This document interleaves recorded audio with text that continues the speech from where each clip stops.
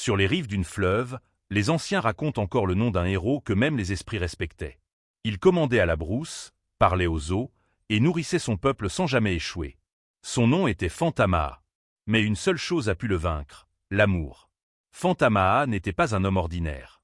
Né d'une union mystique, il possédait la force de la terre et la sagesse de l'eau.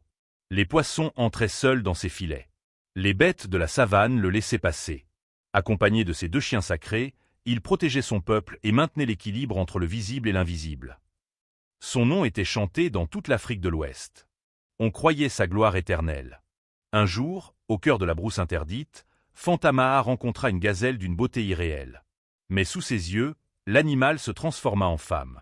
Elle s'appelait Fatoumata. Pour la première fois, le héros baissa son arme. Et pour la première fois, son cœur le trahit. Ils se marièrent. Mais Fatoumata n'était pas humaine. La nuit, elle parlait aux esprits. Et un jour, elle demanda l'impensable. Manger les chiens sacrés de Fantamaha. Par amour, il accepta. Et ce jour-là, la nature se détourna de lui. Le pacte était brisé.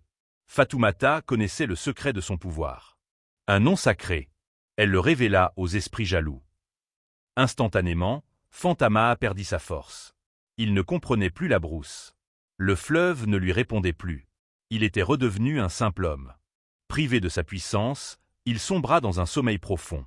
Un sommeil dont il ne se réveilla jamais. Les anciens dirent que sa chute avait donné naissance à la maladie du sommeil. Fatoumata disparut dans la brousse. Et le nom de Fantamaha resta gravé à jamais. Comme celui du héros que l'amour a détruit. Mysteria Afrique. Même les plus grands héros peuvent tomber. Quand ils aiment sans limite. Abonne-toi pour d'autres légendes où l'amour, la trahison et les esprits s'entremêlent.